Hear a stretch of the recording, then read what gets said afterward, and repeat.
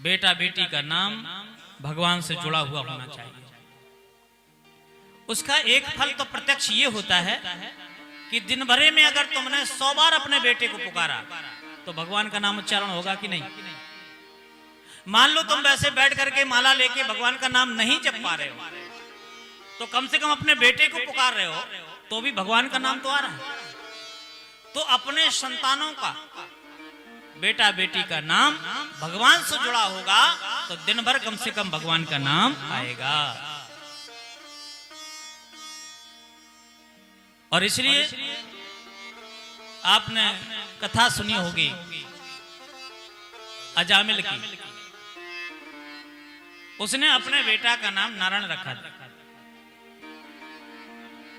जबकि महापापी वैश्यागामी, लेकिन उसका कल्याण इसलिए हो गया कि मरते वक्त जब वो जमदूतों को देखा तो देख के कांपा, डरा और डर करके उसने नारायण बचाओ। अब नारायण जब पुकारा तो भगवान के दूत आ गए, तो जमराज के दूत और भगवान के दूतों में लड़ाई होने लगी। जमराज बोले पाप किया है इसलिए नरक में जाएगा, इसको वहां पर जमराज के सामने सजा दी जाएगी। दूतों ने कहा नहीं नहीं, इसने नारायण पुकारा है मरते वक्त। बोले वो नारायण का नहीं, वो तो उसके बेटे का नाम है।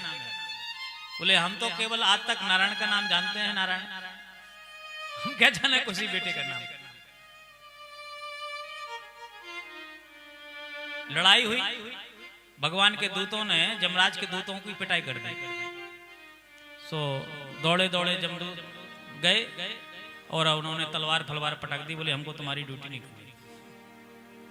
क्यों? बोले अपमान होने से क्या फायदा हुआ क्या? अरे बोले मैं एक अपराधी को लेने गया, वहां पर भी वो भगवान के दूत आ गए, मारपीट कर लिया। जमराज को सारी बात बताई भगवान के पास। बोले चलो ये बात रखी जाएगी, मेरे अधिकार को क्यों छीना जा रहा भाई। जमराज भगवान के पास पहुंचा और उसको लेकर के,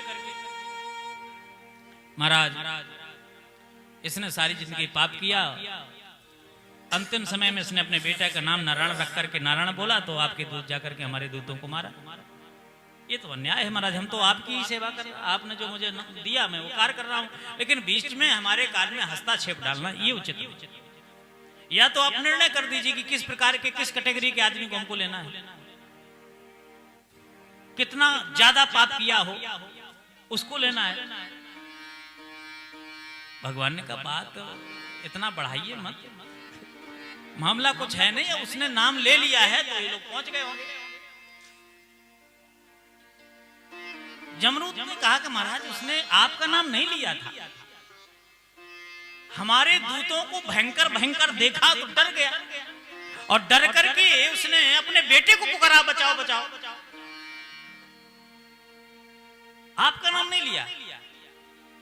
भगवान बोले अच्छा ये बताओ कि हमारा नाम नारायण है कि उसके बेटे का नाम। बोले महाराज जी नहीं, आपका नारायण तो नाम है ही है, पर उसने अपने बेटे का नाम भी नारायण रखा है। तो भगवान बोले ये बताओ कि पहले हम थे कि वो? नहीं पहले तो आप ही थे। अच्छा तो नाम भी पहले मेरा ही रहा होगा। हाँ तो पहले हमारे माना जाएगा ना। अब हमारे नाम को कोई कुछ ले बोले तो उसका मतलब ये थोड़ा, लेकिन है तो हमें ही नारायण। अब आप बता दो कि वो लड़का नारायण है कि हमें, ये निर्णय तुम कर दो, बाकी का निर्णय हम कर देंगे। बोले नहीं नारायण तो आप ही है। तो बोले जब नारायण हम है तो उसने हमको पुकारा, अब उसका बेटा नारायण तो है नहीं। अच्छा तो महाराज करना क्या है आपको ये बता दीजिए। बोले करना ये है कि भाई अब नाम ले लिया है तो उसका फल तो मिलना चाहिए उसको।